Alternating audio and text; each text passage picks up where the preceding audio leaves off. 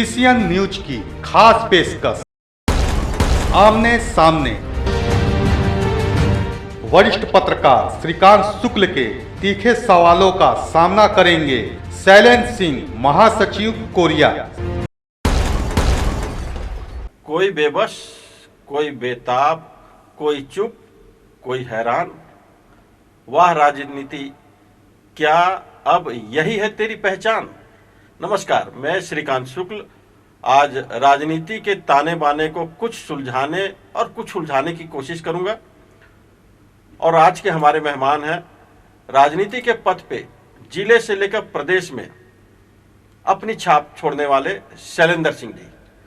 नमस्कार शैलेंद्र जी। नमस्कार। कैसे हैं आप? बहुत अच्छा हूँ। और आपकी पार्टी का क्या हाल है? पार्टी मेरी बहुत अच्छी है। कांग्रेस की राजनीति में आप कब से सक्रिय हैं? कांग्रेस के राजनीति में मैं सन 1985 से सक्रिय रहा हूँ। किन किन पदों पे रहे?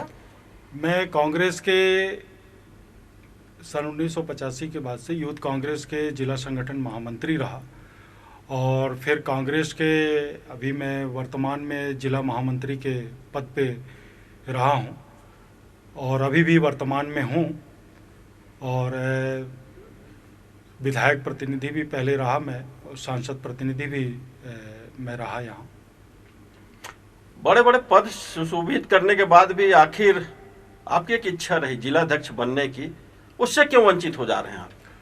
जी, निश्चित रूप से मैं जिस तरीके से कांग्रेस पार्टी में शुरू से ज़मीन स्तर से काम किया हूँ और बूथ से लेके गांव-गांव में संगठन खड़ा किया और वहाँ से लेके मेरी जो संघर्ष चली, मैं विभिन्न पदों पे भी पार्टी के पदों पे मैं रहा और निश्चित रूप से मेरी भी इच्छा थी जिलाध्यक्ष पद पे, लेकिन वहाँ पे तक नहीं पहुँच पाना वो मेरे लिए थोड़ा वो तो था, असहज था, लेकिन नहीं पहुँच पाया। तो मेरे जो वरिष्ठ नेता हैं हमारे, उनकी नज़रों में कहीं ना कहीं कुछ मेरे अंदर दिखी होगी, जिसकी वजह से मैं उस पद पे नहीं पहुंच पाया। लेकिन उस पद को भी अगर मुझे मिलता तो निश्चित रूप से कांग्रेस के काम करते और संगठन और मजबूती के साथ हम लोग प्रदान करते। कहीं आर्थिक कमजोरी के चलते तो आप पिछड़ते नहीं जा रहे हैं? क्योंकि कहा जाता है कि जो ऐसे महत्वपूर्ण पद पे आते हैं उनको अपने बजट से या अपने जुगाड़ से कार्यक्रमों को कराना पड़ता है, जिसमें भारी खर्चा होता है। देखिए, मेरा मानना ये है कि यदि आप राजनीति में जुड़े हुए हैं और जहाँ तक मैं अपनी बात करूँ तो आज तक मैं जो भी अपने से जो मेरा संसाधन रहा, मैं छोटे मोटे काम करता हूँ, ठेकेदारी का काम करता हूँ, उससे जो भी अर्जित करता हूँ, मैं हमेशा राजनीति में मैं अपना स्वयं का योगदान देके खर्चा किया। और ऐसा नहीं है, मैंने बहुत बड़े बड़े कार्यक्रम भी कराए, इसी ज़िले में कार्यक्रम कराया हूँ मैं इसके पहले, चाहे वो ग्रामीण क्षेत्र में हो, चाहे वो ज़िले के लेवल में हो, यहीं पे मैं हमारे विद्याचरण शुक्ल जी का भी बहुत बड़ी रैली इस ज़िले में करा चुका हूँ। तो ऐसा नहीं है कि पैसा ही सब कुछ होता है, दृढ़ इच्छा शक्ति होनी चाहिए, काम करने का जज्बा होना चाहिए, ललक होना चाहिए। मैं इस चीज़ को मान के चलता हूँ। वर्तमान में विधानसभा की भागदौड़ चल रही है, क्या विधायक बनने का भी आप इच्छा रखते हैं? निश्चित तौर से इस दौड़ में शामिल होना चाहते हैं? निश्चित तौर से जो भी राजनीति के क्षेत्र में है वो एक दिन हर किसी का एक ख्वाब होता है कि मैं विधायक बनूं और विधायक बनकर जनता की सेवा कर सकूं। तो मेरी भी इच्छा है, निश्चित रूप से मैं भी बनना चाहता हूं, लेकिन ये तो पार्टी और हमारे वरिष्ठ जो नेता हैं वो उनके ऊपर निर्भर करता है कि वो किसको टिकट प्रदान करते हैं। और पार्टी जिसको टिकट देगी निश्चित रूप से वही विधायक का चुनाव लड़ेगा। और हर राजनीतिक कार्यकर्ता की एक इच्छा होती है कि वो भी विधायक का चुनाव लड़े, विधायक बने। आप जैसे कार्यकर्ता के रास्ते पे विधायक बनने के मार्ग में क्या क्या बाधाएं आती हैं? देखिए, बाधाएं तो बहुत होती हैं। निष्ठावान कार्यकर्ता होना, पार्टी के प्रति समर्पित होना और पार्टी के लिए काम करना मेरा जो मूल सिद्धांत रहा है। मैं पार्टी के प्रति हमेशा वफादार रहा हूँ। जो भी मेरे नेताओं के द्वारा मुझे जो भी कार्य दिया गया है आज तक, मैं उसके बड़े ही ईमानदारी और निष्ठावान की तरह धन बल के साथ मुझसे जितना बन सका मैं उतनी ईमानदारी के साथ पार्टी के लिए काम किया।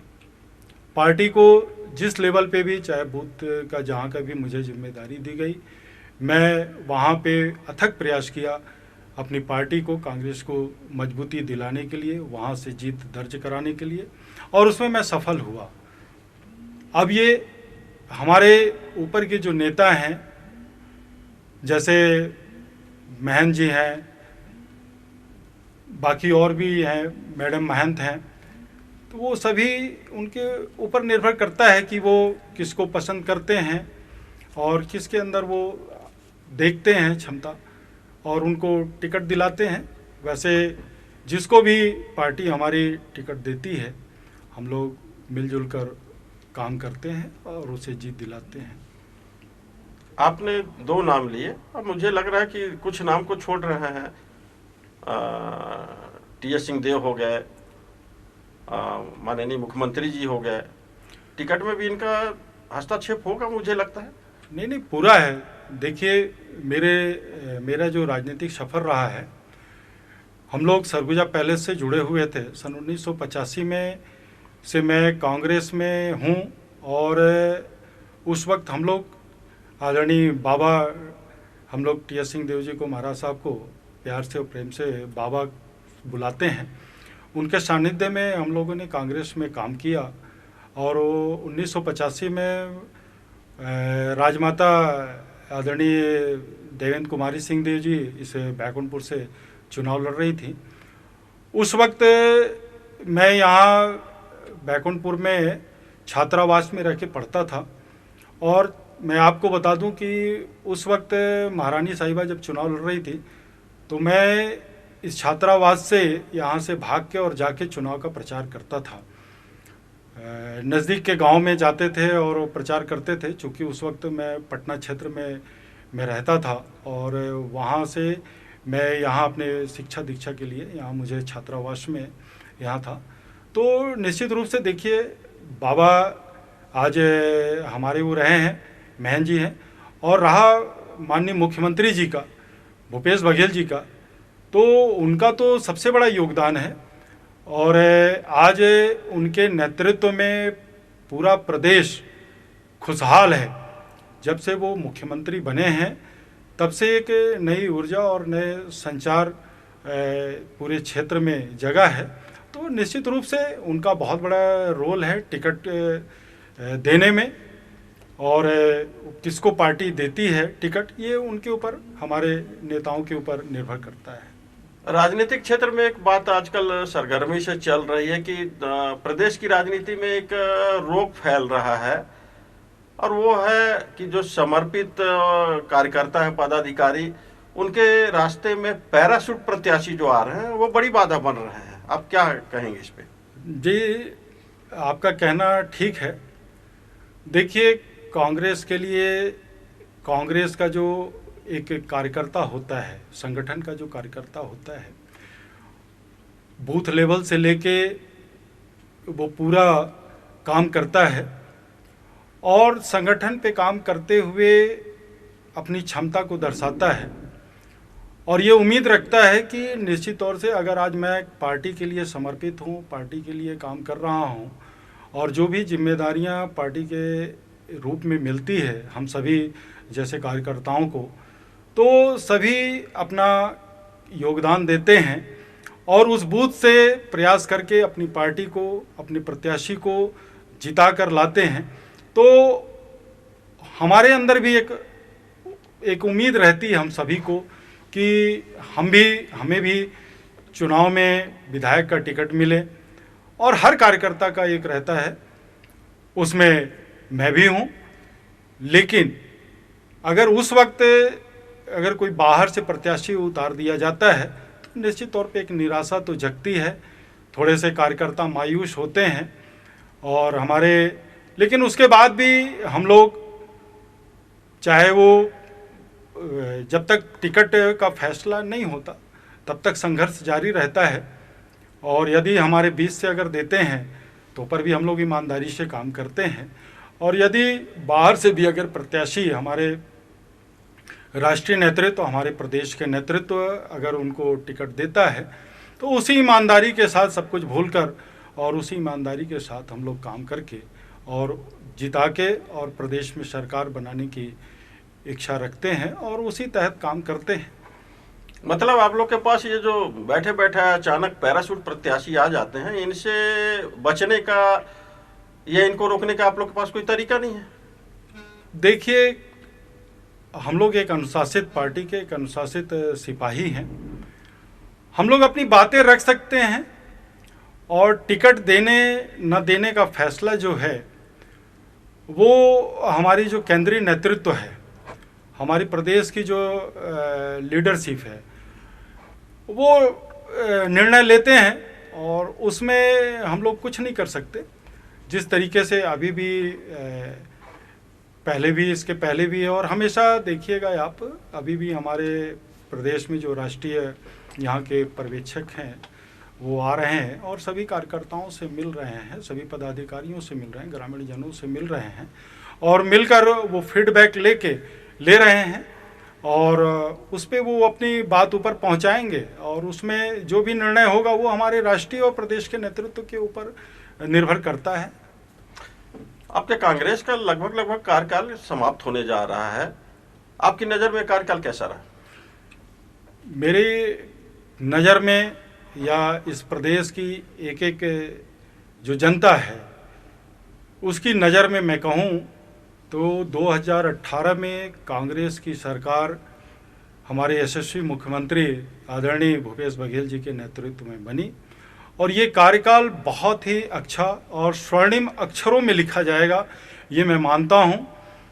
आप देखेंगे कि हम लोगों ने 2018 के पहले यहाँ पे भाजपा के शासन रहा, 15 साल उन्होंने यहाँ राज किया और उस वक्त हमारे मुख्यमंत्री जी उस वक्त प्रदेश के अध्यक्ष थे और उनके नेतृत्व में हम लोगों ने संघर्ष किया और संघर्ष करके 2018 के चुनाव में सभी लोग मिलके माननीय भूपेश बघेल जी, माननीय टी.एस. सिंहदेव जी, माननीय चरणदास महंत जी, सभी लोगों ने मिलके जुलकर हम लोगों ने संघर्ष करके इस छत्तीसगढ़ में चुनाव लड़ा और भारी बहुमत से एक अप्रत्याशित जीत रही, जो 67 सीटों से हम लोगों ने यहाँ पे सरकार बनाई, जीत हासिल किया और फिर उसके बाद कांग्रेस की सरकार बनाई।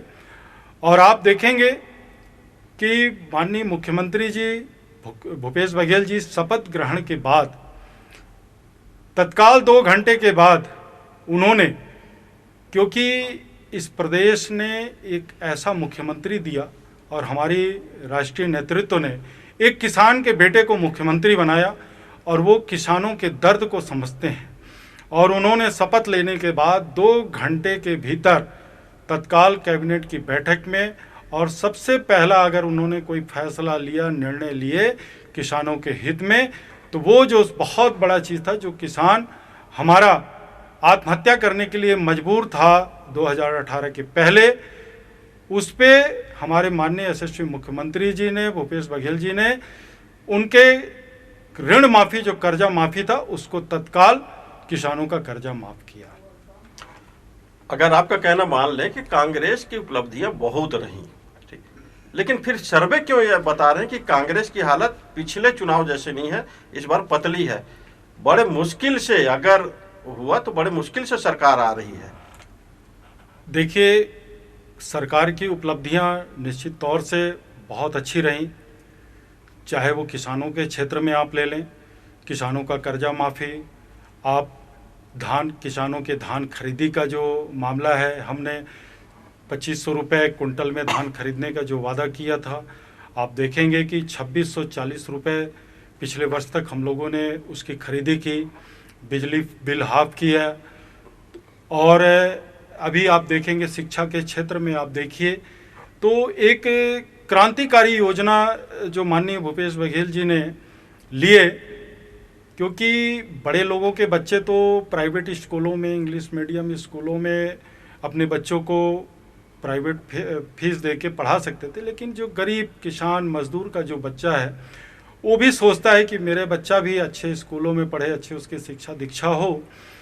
तो उस क्षेत्र में भी माननीय मुख्यमंत्री जी ने स्वामी आत्मानंद स्कूल के माध्यम से, और उन्होंने हिंदी मीडियम स्कूल फिर और अंग्रेजी मीडियम स्कूल, दोनों क्षेत्र में उन्होंने लगभग 726 स्कूलों का उन्होंने उन्नयन किया और खोला। और आप देखेंगे कि आज की स्थिति ये हो गई कि जो प्राइवेट स्कूलें हैं वो बंद हो गया है, बंद होने की कगार पे है। सारे लोग आज शिक्षा के क्षेत्र में स्वामी आत्मानंद स्कूल में एडमिशन के लिए इतना परेशान है कि मत पूछिए।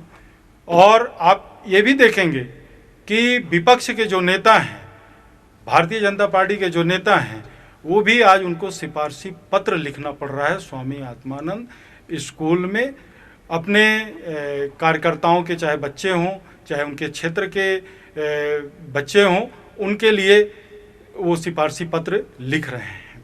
तो उपलब्धियां बहुत हैं। और एक चीज़ और है, मैं कहूँ कि ये कभी कोई कल्पना नहीं कर सकता था, सोच नहीं सकता था कि जो हमारे यशस्वी मुख्यमंत्री भूपेश बघेल जी ने जो एक नारा उन्होंने दिया छत्तीसगढ़ का, नरवा गरुआ घुरवा बाड़ी, ये छत्तीसगढ़ की 4 चिन्हारी, ये बहुत ही लाभकारी योजना रही है। चाहे किसानों के क्षेत्र में आप देख लीजिए, ग्रामीण जो अर्थव्यवस्था है हमारी, इसमें स्व सहायता समूह की कभी कल्पना नहीं कर सकते थे कि कभी कोई सरकार 2 रुपये किलो में गोबर खरीद सकती है, जिसकी पूरे देश में और इसको तो विश्व में भी लोग इसको सराह रहे हैं। आज चाहे वो कांग्रेस की सरकार हो या विपक्ष की भी सरकार है, जहां भारतीय जनता पार्टी की भी सरकारें हैं, वहां के लोग भी इस योजना का आके अध्ययन कर रहे हैं और वो इसको लागू करने के लिए अपने क्षेत्र में सोच रहे हैं। तो ये बहुत बड़ी उपलब्धि रही है कांग्रेस की सरकार में। निश्चित रूप से कांग्रेस ने और माननीय मुख्यमंत्री भूपेश बघेल जी के नेतृत्व में बहुत अच्छा काम हुआ है। और लेकिन शैलेंद्र जी, जिस योजना की आप शासकीय योजना की तारीफ कर रहे हैं, कई जगह प्रशंसा भी मिल रही है, लेकिन विपक्ष की नज़र में तो ये 2 रुपया किलो गोबर लेके 10 रुपया किलो बेचना, और वो भी गुणवत्ता विहीन बेचना, उसको लेके तरह तरह के सवाल और आवाज उठाए जा रहे हैं। देखिए, विपक्ष के पास कोई मुद्दा है नहीं और वो क्या करें, उनकी मजबूरी है। 2 रुपये किलो गोबर खरीद रहे हैं, ये सत्यता है। और हमारा किसान, हमारा मजदूर जो ग्रामीण क्षेत्र में रह रहा है, चाहे शहरी क्षेत्र में, वो जाके गौठानों में 2 रुपये किलो में गोबर बेच रहा है। वो 2 रुपये किलो गोबर में उसकी आर्थिक स्थिति मजबूत हो रही है। किसान का बेटा, मजदूर का बेटा, जो कभी ये नहीं सोच सकता था कि मैं अपने बच्चे को कभी मेडिकल के उसमें भी कोचिंग करा के पढ़ा सकता हूँ। आप दूर मत जाइए, हमारे ही इसी कोरिया ज़िले का पुराना और आज एमसीबी में मनिंदगढ़ के ही किसान ने गोबर बेच के अपने बच्चों को अच्छी शिक्षा दीक्षा दिलाई और उन्होंने कोचिंग के क्षेत्र में कोटा में मेडिकल के उसमें उसने कोचिंग कराई, जबकि उसकी आर्थिक स्थिति नहीं थी। 10 रुपये किलो आप बेच रहे हैं, जो कह रहे हैं, जो विपक्ष कह रहा है। देखिए, जब गोबर लाता है तो वो गीला रहता है और गीला लाता है, गोबर लाके गौठानों में देता है, तो उस गोबर को जो हमारे वहाँ स्व सहायता समूह की माताएं हैं, बहनें हैं और जो हमारे भाई हैं वहाँ जो लगे हुए हैं, वो गोबर से कंपोस्ट खाद, केचुए के माध्यम से कंपोस्ट खाद बनाते हैं। और कंपोस्ट खाद बनाने के बाद उसमें और भी चीज़ें जो हैं उसको बढ़िया उर्वरक के रूप में बना के फिर उसके बाद वो जाके 10 रुपये किलो में बेचते हैं, क्योंकि गोबर हल्का होता है, जब वो सूखता है तो वो हल्का हो जाता है। तो आप उसकी खुद कल्पना कर लीजिए कि 2 रुपये किलो में हम खरीद के फिर उसमें मेहनत लग रहा है, हमारी जो बहनें वहाँ काम कर रही है उनकी भी मजदूरियाँ होती हैं। अगर वो 2 रुपये किलो के गोबर को यदि 10 रुपये में नहीं बेचेंगी तो वो उनकी आजीविका जो उनका जो संसाधन है वो कैसे होगा। उसी प्रकार से गोमूत्र भी 4 रुपये लीटर में ले रहे हैं। आज आप मार्केट में जाता है जो किसान केमिकल लेता है अपनी फसल को क्या कहते हैं कि फसल में छिड़काव करने के लिए, लेकिन भूपेश बघेल जी ने उन्होंने गौमूत्र को भी 4 रुपये किलो लीटर में खरीदने का उन्होंने निर्णय लिया और कई गौठानों में 4 रुपये लीटर में खरीद के उसको क्या कहना चाहिए कि केमिकल बना के उसमें और भी कुछ रासायनिक चीज़ें मिला के, जिससे किसानों के फसलों में जो कीटनाशक बना के और उसको सस्ते दर पे उपलब्ध करा दिए। वही चीज़ हम मार्केट में जा रहे हैं। तो आप मार्केट की वैल्यू निकाल लीजिए। आज आप खाद के लिए आप देख लीजिए कि आज खाद आप कहाँ से कहाँ आज पहुँच गया, उसका रेट हो गया। लेकिन आज वही जो है हमारा किसान गोबर का जो खाद मिल रहा है उससे देखिए, गोबर के खाद से आज हमारी मिट्टी भी उर्वरा हो रही है, फसल भी अच्छा पैदावार हो रहा है। शैलेंद्र जी, लेकिन एक आरोप और लग रहा है गोबर पे। विपक्ष का कहना है कि चारा घोटाला से ज्यादा बड़ा घोटाला गोबर में छत्तीसगढ़ में हो गया है।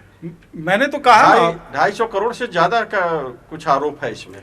देखिए, आरोप लगाना और उसको सिद्ध करना ये दोनों अलग चीज हो गई। हमारे माननीय मुख्यमंत्री जी ने तो खुला चैलेंज किया कि आप आरोप लगाते हो, सिद्ध करो। और वो तो कई करोड़ों की बात करते हैं कि वो तो 1300 करोड़ के घोटाले की बात कर रहे थे, और जबकि अभी तक खरीदी में मेरे ख्याल से 294 या ऐसे कुछ लगभग करोड़ की खरीदी हुई है, और उनके नेता 1300 करोड़ के घोटाले की बात करते हैं। तो आप यही समझ लीजिए कि कितना वो सही बोल रहे हैं और कितना गलत बोल रहे हैं।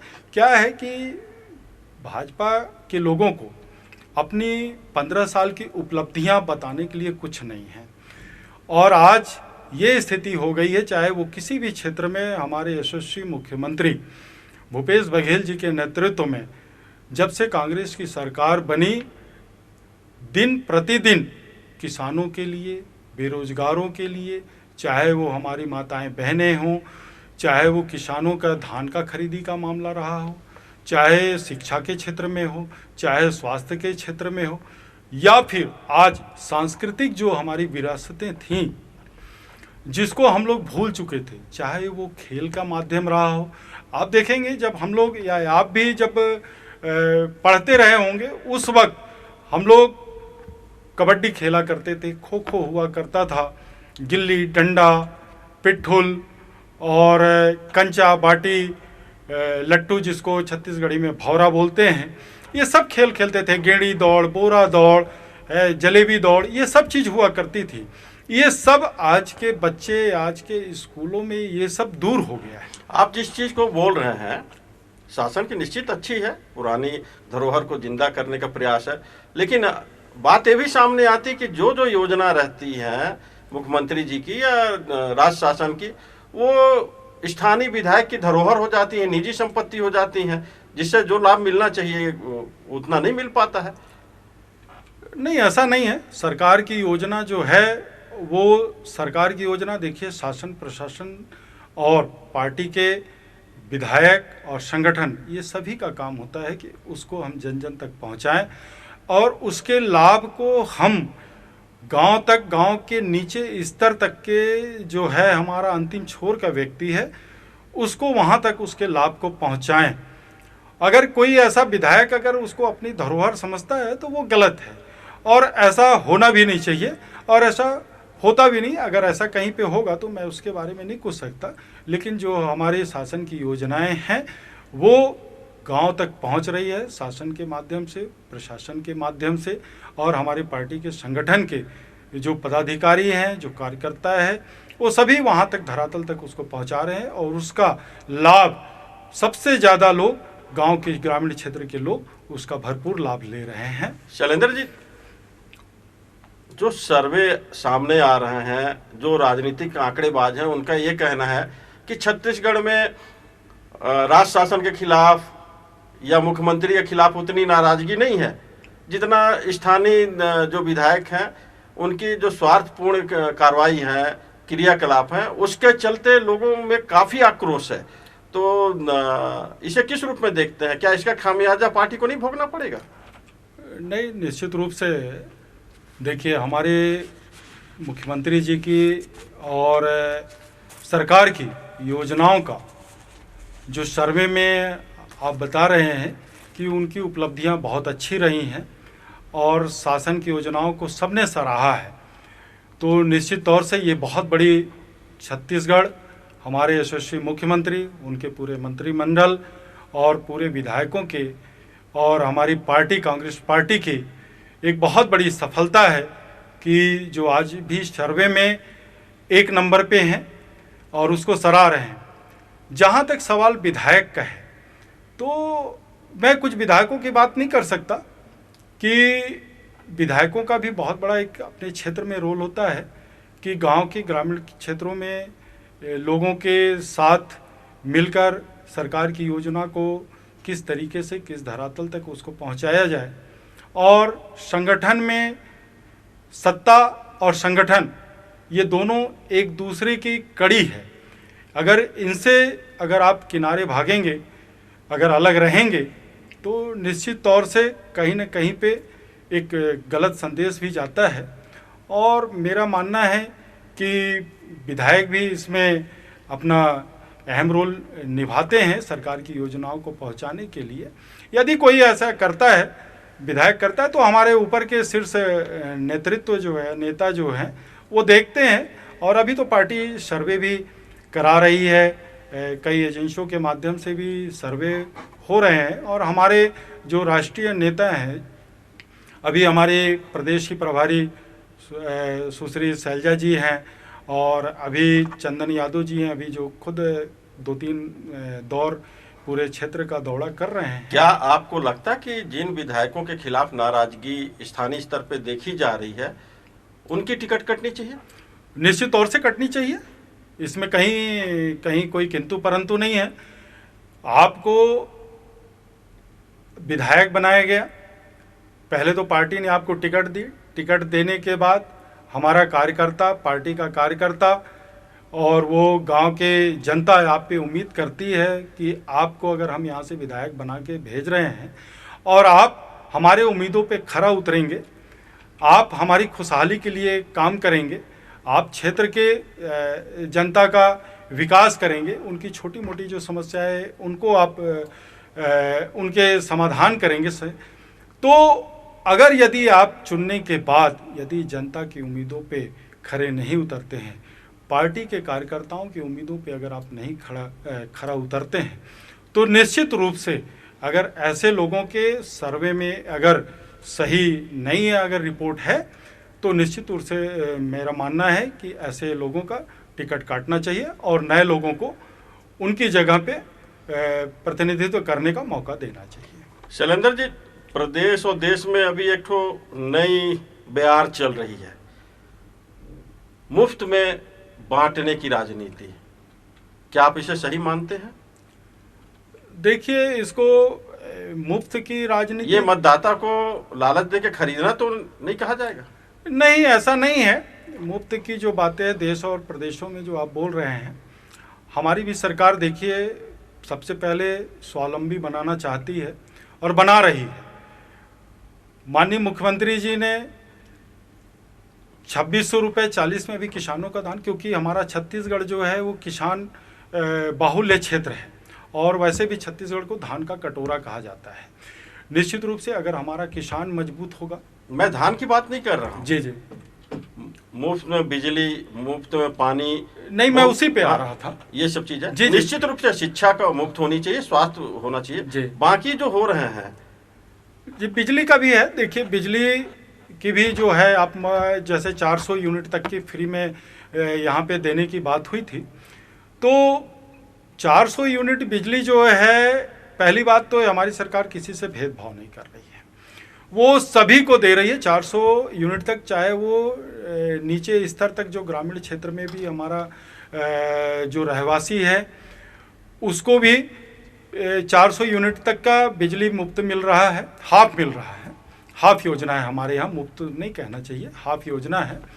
और देखिए, इससे जब हमारा नीचे का स्तर का, जब उसके जीवन स्तर अच्छी सुधर जाएंगी, और निश्चित तौर से किसानों का को, और आपके कहना चाहिए जो व्यापारी वर्ग, जो टैक्स, क्योंकि लोगों से टैक्स, चाहे वो किसान हो, चाहे वो कर्मचारी वर्ग हो, चाहे उद्योगपति हैं, उनसे जो टैक्स वसूला जाता है, या फिर कहना चाहिए कि जो खनिज संपदाओं से जो रॉयल्टी आती है, उनसे विकास किया जाता, और उस पे जो हमारी खनिज संपदाओं से भरपूर है, जिससे हम रॉयल्टी लेते हैं, उस पे हक यहाँ के रहवासियों का भी है।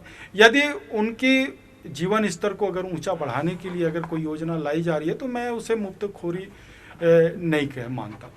चलिए, आखिरी सवाल ये बता दीजिए कि कांग्रेस प्रदेश में किस चेहरे को सामने लेकर चुनाव में मैदान में उतरने जा रही है? देखिए, निश्चित रूप से कांग्रेस हमारे यशस्वी मुख्यमंत्री भूपेश बघेल जी के मुख्यमंत्री हैं, और उन्होंने इस 5 वर्ष में बहुत अच्छा काम किया है, जिसकी कोई तुलना नहीं कर सकते। और हमारे अंदर ये कहना चाहिए कि जो हमारी उपलब्धियां हैं, हम पुनः जनता के बीच में अपनी उपलब्धियों के बारे में बता के और उनसे जाके वोट मांगेंगे, और वोट मांग रहे हैं। और विपक्ष जो है, आज 15 साल यहाँ सत्ता शासन किया है, आज तक आप देखिएगा कि वो बहुत सारी यात्राएं कर रहे हैं, या फिर अपने मंच लगाते हैं, झूठे आरोप सरकार के ऊपर लगाते हैं, लेकिन अपनी उपलब्धियां कभी नहीं गिनाते। यदि वो प्रदेश का भी चुनाव होता है तो वो केंद्र की बात करेंगे, वो हमेशा केंद्र को लाते हैं। और जबकि हमारी कांग्रेस की सरकार, चाहे वो किसी भी प्रदेश में हो, हम अपनी योजनाओं के, हम अपनी उपलब्धियों के, जो हमने उनके लिए काम किया है, उसके बारे में जाके और उसके बल पे हम जनता के बीच में जाएंगे और पुनः उनसे आह्वान करेंगे। और चेहरे की बात जो कर रहे हैं, तो निश्चित तौर से जो हमारे प्रदेश के मुखिया हैं, मुख्यमंत्री, यशस्वी मुख्यमंत्री भूपेश बघेल जी के, उनके नेतृत्व में ही हम ये चुनाव लड़ेंगे। लेकिन शैलेंद्र जी, जो बात सामने आ रही है, जिस प्रकार पिछले बार संयुक्त चेहरे पे चुनाव लड़ी थी कांग्रेस ने, और अपेक्षा से बहुत ज़्यादा सफलता प्राप्त की थी, उसमें माननीय भूपेश बघेल जी का चेहरा था, महंत जी का चेहरा था, डॉक्टर चरणदास महंत का, टीएस सिंहदेव जी का चेहरा था, ताम्रध्वज साहू का। कुछ सुनने को मिल रहा, फिर से ऊपर आला कमान आपको यही निर्देश कर रहा है कि कोई चेहरा नहीं होगा और यही संयुक्त चेहरा पे चुनाव लड़ा जाएगा। देखिए, निश्चित रूप से हमारा जो राष्ट्रीय नेतृत्व है, पिछले बार भी हम लोग अपने राष्ट्रीय नेतृत्व सोनिया जी, राहुल जी, प्रियंका जी के, और हमारा जो प्रदेश का जो था माननीय मुख्यमंत्री भूपेश बघेल जी, माननीय टीएस सिंहदेव जी, और माननीय चरणदास महंत जी, माननीय ताम्रध्वज साहू जी, और भी अन्य वरिष्ठ लोग, सभी लोग सामूहिक रूप से, और प्रदेश के प्रभारी उस वक्त के पीएल पुनिया जी थे, सभी ने सामूहिक रूप से मिलकर चुनाव लड़े थे। और चुनाव में देखिए, सभी सामूहिक ही नेतृत्व होता है। लेकिन आपने चेहरे की बात की, तो अभी मुख्यमंत्री वर्तमान में हमारे भूपेश बघेल जी हैं, तो वो तो चेहरा है ही है। उसके साथ साथ हमारा जो राष्ट्रीय नेतृत्व है, हमारी सोनिया जी हैं, हमारे राष्ट्रीय अध्यक्ष मल्लिकार्जुन खड़गे जी हैं, हमारे कहना चाहिए कि राहुल जी हैं, प्रियंका जी हैं, और प्रदेश में मुख्यमंत्री जी स्वयं हैं, टीएस सिंहदेव जी हैं, माननीय हमारे ये क्या कहते हैं कि तामधर साहू जी हैं, चरणदास महन जी हैं, प्रदेश के अध्यक्ष हमारे युवा प्रदेश अध्यक्ष कहना चाहिए दीपक बैद जी हैं, और भी सारे प्रदेश की प्रभारी हमारी शैलजा जी हैं। तो सभी लोग और मिलके सामूहिक रूप से इस चुनाव को लड़ेंगे और आने वाले समय में पुनः कांग्रेस की हम लोग सरकार यहाँ भारी बहुमत से बनाने जा रहे हैं और बनाएंगे। और निश्चित रूप से हमारे इस छत्तीसगढ़ प्रदेश की जनता कांग्रेस की सरकार की कार्यों को देखते हुए, उनकी उपलब्धियों को देखते हुए पुनः हमें ये मौका देगी और हम पुनः भूपेश बघेल जी के नेतृत्व में सरकार बनाएंगे। चलिए, बहुत बहुत शुक्रिया आपका। हमारे साथ शैलेंद्र सिंह जी। नमस्कार।